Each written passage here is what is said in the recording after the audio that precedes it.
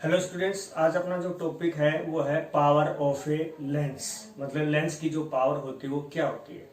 तो आपको बता देता हूँ, जो लेंस एक्चुअल में करता क्या है, जो लाइट रेज होती है ना उसको बेंड करता है।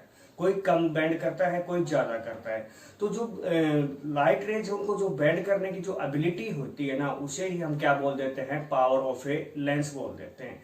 तो हम क्या बोलेंगे यहाँ पे, the ability of bending of light of a lens is called a power of a lens. ठीक है ना। तो यहाँ पे तो जो पावर होती है ना लेंस की, वो लेंस की फोकल लेंथ पे डिपेंड करती है हमेशा। तो वो पावर है जो लेंस की, वो किसके बराबर होती है, जितनी उसकी फोकल लेंथ होती है ना उसके इनवर्स के इक्वल होती है हमेशा। तो हम यहाँ जब भी आपसे मतलब पावर निकाली जाए तो आप बता दोगे, क्या लिखोगे, पावर ऑफ लेंस, मतलब इसको पी से लिखते हैं। तो ये हमेशा किसके बराबर होती है, 1 में एफ। एफ यहाँ पे क्या है, फोकल लेंथ। ठीक है ना। ये क्या है, पावर ऑफ लेंस होती है। अब आपको बता देता हूं, जो पावर होती है तो इसकी जो यूनिट होती है वो क्या होती है, डायोप्टर होती है। क्या होती है, डायोप्टर। पर यूनिट किसकी, पावर की, क्या होती है, डायोप्टर। पर ये जिसको हम कैपिटल डी पे लिखते हैं, परंतु क्या होना चाहिए, जो फोकल लेंथ है वो किस में होनी चाहिए, मीटर में होनी चाहिए। किस में होनी चाहिए, मीटर में। तो फोकल लेंथ मीटर में होगी ना, तो ही डायोप्टर की जो पावर ऑफ की यूनिट है वो क्या होगी, डायोप्टर होगी। ठीक है ना। तो ये आपको फॉर्मूला आपको पता होना चाहिए, पावर इज इक्वल टू क्या होती है, 1/f। जैसे आपने देखा भी है कि यहाँ पे जो लेंस होते हैं उनकी जो फोकल लेंथ किसी की पॉजिटिव होती है, किसी की कॉनकेव लेंस की क्या होती है, नेगेटिव। तो पावर किस में चली जाती है, नेगेटिव। पॉजिटिव होती है तो पॉजिटिव, इस प्रकार से। ठीक है ना। तो ये पावर के लिए था। इसके ऊपर हमारे पास, ये तो नॉर्मल डेफिनेशन थी, इसके ऊपर हमारे पास जो टॉपिक होगा वो देखना यहाँ पे। टॉपिक का नाम है हमारे पास combination of thin lenses. Topic का नाम क्या है, कॉम्बिनेशन ऑफ थिन लेंसेज। जो थिन लेंस है ना उनका कॉम्बिनेशन हम करेंगे तो उसकी जो पावर है वो कितनी आएगी वो हम यहाँ पे निकालेंगे। ठीक है। तो मान लीजिए हमने यहाँ पे दो लेंस ले लिए हैं इस प्रकार से। एक लेंस ये ले लिया है, दूसरा लेंस यहाँ पे ये ले लिया है। दो लेंस ले लिए, ये L1 है और ये L2 है। इसकी फोकल लेंथ f1 है और इसकी कितनी है, f2 है। ठीक है ना। दो लेंस ले लिए और इनका जो प्रिंसिपल एक्सिस ये हो गया है। ठीक है। ये इनकी ऑप्टिकल लाइन हो गई है दोनों की। ये इसका ऑप्टिकल सेंटर है, ये O' इसका ऑप्टिकल सेंटर। ठीक है। अब देखिए, मान लीजिए हमारे पास ऑब्जेक्ट यहां पे है, ऑब्जेक्ट यहां पे, तो यहां से रेज इंसिडेंट हो गई फर्स्ट लेंस के ऊपर। तो फर्स्ट लेंस है यहाँ पे कॉन्वेक्स लेंस है, तो लाइट को क्या कर रहा है, कन्वर्ज कर रहा है। तो कन्वर्ज कर रहा है तो मतलब बेंड हो जाएगी नीचे की तरफ। तो अगर मान लीजिए नीचे की तरफ बेंड हो गई है यहाँ पे इस प्रकार से, और अगर दूसरा लेंस नहीं होता तो ये लाइट रे सीधी जाती प्रिंसिपल एक्सिस पे, जहां पे इंटरसेक्ट होती वहां पे क्या बन जाती, इमेज बन जाती। परंतु आपको पता है ऐसा नहीं होगा। क्यों नहीं होगा, क्योंकि आगे दूसरा लेंस भी है। तो दूसरा लेंस भी तो लाइट को क्या करेगा, बेंड करेगा यहाँ पे।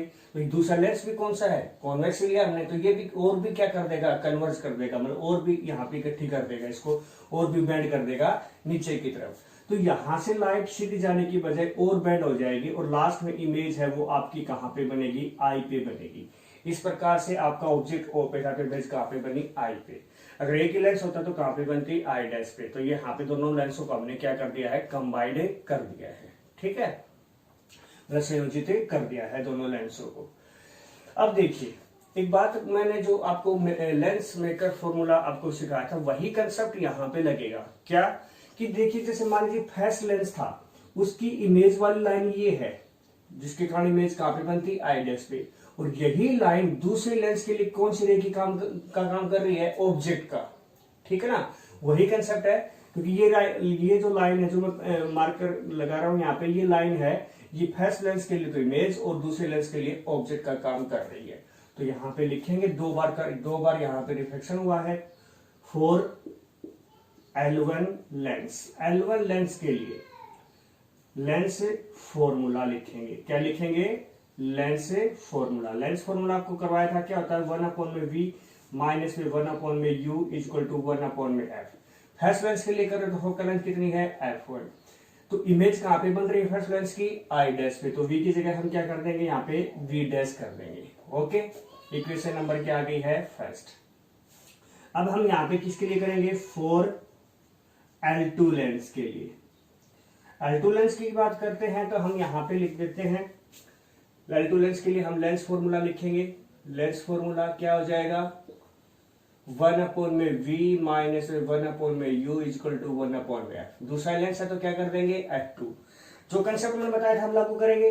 पहले की जो इमेज है दूसरे के लिए किसका काम कर रही है? ऑब्जेक्ट का। तो पहले की इमेज कौन है? v dash. तो दूसरे का ऑब्जेक्ट कौन है? यहाँ पे। तो u की जगह क्या लिखा जाएगा? यहाँ पे v डैश लिखा जाएगा। ये कंसेप्ट था मेन। ठीक है, तो यहाँ पे अब इक्वेशन नंबर क्या आ गया? 2। वही काम करेंगे, adding equation first and second. First और सेकंड को क्या कर दीजिए? ऐड कर दीजिए। तो ऐड कैसे करते हैं? लेफ्ट हैंड को लेफ्ट हैंड साइड से, राइट हैंड को राइट हैंड साइड से। इसके लेफ्ट हैंड लिखिए 1/v डैश माइनस 1/u। अब इसकी लेफ्ट हैंड साइड 1/v और माइनस में 1/v dash equal to 1/f1 plus में 1/f2। आप देख रहे हो v डैश वाली टर्म क्या हो गई है? कैंसिल आउट हो गई। ये दोनों टर्म बच गई है बस। तो क्या गया? 1/v minus 1/u equal to 1/f1 plus में 1/f2। आपको पता है v नो, अपन तो जानते हैं 1/v minus 1/u equal to क्या होता है? 1/f होता है। इसलिए क्या आ जाएगा? 1/f इक्वल टू 1/f1 और प्लस में 1/f2। ये आपके पास आ गया है। ठीक है, अब देखिए यहां पे अपन निकालना चाहे f की वैल्यू निकालना चाहे यहाँ पे, तो f की इक्वेशन नंबर मैं इसको यहाँ पे 3 दे देता हूं। तो f की वैल्यू निकालना चाहो तो एलसीएम ले लीजिए। एलसीएम क्या आ जाएगा? f1 f2 और क्या आ जाएगा? f2 प्लस में f1। ठीक है ना। तो यहां से आपके पास क्या आ गई है? Total focal length. ठीक है ना। और आपको पता ही है ये f1 क्या है और f2 क्या है? क्या है यहाँ पे? फोकल लेंथ ही है। किसकी? L1 लेंस की। ये भी फोकल लेंथ ही है। किसकी? L2 लेंस की। ठीक है, तो ये टोटल फोकल लेंथ आ गई। आपको पता भी है, पावर निकालना चाहते हो तो आप लिख सकते हो v no P1 equal to क्या हो गया? फर्स्ट लेंस की f1 और P2 इक्वल टू क्या आ जाएगी? 1/f2। इसलिए बाई इक्वेशन थर्ड, तीसरे इक्वेशन से क्या आ जाएगी? P equal to P1 plus में P2। ये आपके पास क्या आ गई है? टोटल पावर आ गई है। ठीक है, ये आपको निकालनी थी। आपको बता देता हूं जैसे कॉम्बिनेशन के अंदर जो पावर तो यहाँ पे P1 प्लस में P2। अगर मैग्निफिकेशन की बात की, यहाँ पे डेरिवेशन नहीं है, सीधा डायरेक्ट बताया जाएगा। टोटल लीनियर मैग्निफिकेशन पूछ लिया जाए,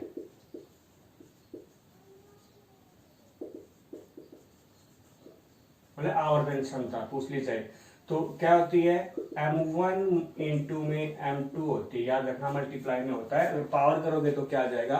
P1 प्लस में P2 और मैग्निफिकेशन करोगे तो m1 इंटू में m2। इस प्रकार से हमारे पास यहाँ पे टॉपिक हो गया कॉम्बिनेशन ऑफ यहाँ पे 2 भी लगा सकते थे, 2 थिन लेंसेज। तो मैंने बताया डायग्राम दोबारा से रिपीट कर देता हूँ। ऑब्जेक्ट यहाँ पे रखा तो यहाँ पे फर्स्ट लेंस पे इंसिडेंट हुई। अगर दूसरा लेंस नहीं होता तो ये बैंड होकर सीधी कहाँ पे आती? आई डैश पे। परंतु दूसरे लेंस के कारण बैंड एक बार और हो गई तो यहाँ पे आई पे बन गई। तो image last final image I पे बनी। फर्स्ट लेंस के लिए फॉर्मूला 1/v माइनस में लिखा, f1 लिख दिया फर्स्ट लेंस के लिए, और इमेज आई डैश पे बन रही थी इमेज फर्स्ट पे, तो अब v डैश कर दिया। उसी प्रकार से सेकंड के लिए करते हैं तो f2 तो हो ही गया, परंतु u की जगह हमें v डैश क्यों किया? क्योंकि जो फर्स्ट लेंस की इमेज वाली लाइन है वो दूसरे लेंस के लिए ऑब्जेक्ट का काम कर रही है, इसलिए फिर दोनों इक्वेशन को हमने ऐड कर दिया। उसके बाद जैसे आपके पास मैथमेटिकल है कर दोगे। ठीक है, तो वेरी इंपॉर्टेंट टॉपिक है, इसमें न्यूमेरिकल्स भी आते हैं, अच्छे से कर रहा हूँ। Okay students.